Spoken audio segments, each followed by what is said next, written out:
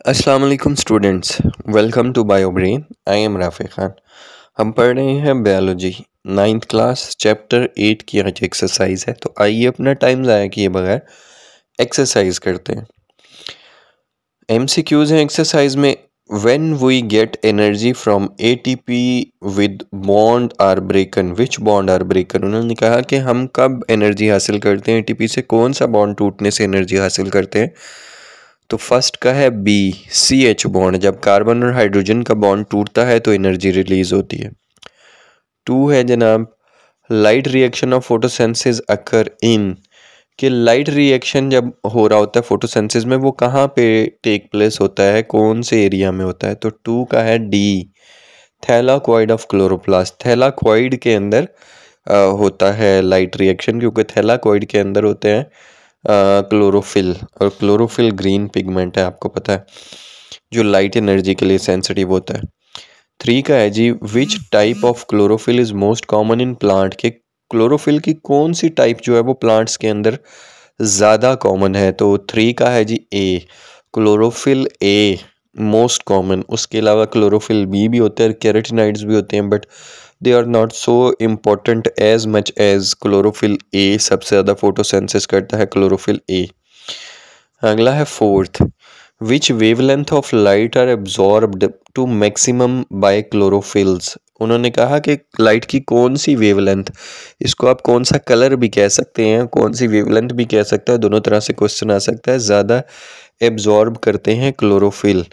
तो that is fourth का है जी C, red and blue light, red and blue light. Fifth है जी, when yeast ferment glucose the product are, कि जब यीस्ट ग्लूकोज को फर्मेंट करती है तो कौन सी प्रोडक्ट बनती है। तो इसका है फिफ्थ का A, alcohol and carbon dioxide बनती है फर्मेंटेशन में, alcohol and carbon dioxide.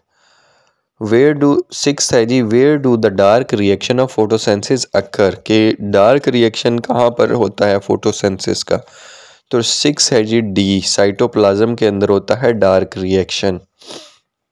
Seventh है, which molecule donate electron in light dependent reaction of photosynthesis, कि जब फोटोसिंथेसिस हो रही होती है उसमें जो लाइट डिपेंडेंट रिएक्शन होता है, यानी कि सिंपली लाइट रिएक्शन होता है, तो कौन सा मॉलिक्यूल इलेक्ट्रॉन डोनेट करता है। तो सेवंथ का है बी, वाटर का मॉलिक्यूल, वाटर का मॉलिक्यूल टूटता है और इलेक्ट्रॉन डोनेट करता है।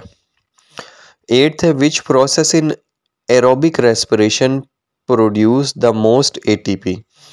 उन्होंने कहा जब एरोबिक रेस्पिरेशन हो रही होती है तो चार प्रोसेस दिए में कौन सा प्रोसेस जो है वो मोस्ट सबसे ज़्यादा एटीपी बना के हमें देता है। तो एट्थ का है C, electron transport chain. Electron transport chain के अंदर सबसे ज़्यादा एटीपी क्रिएट किए जाते हैं।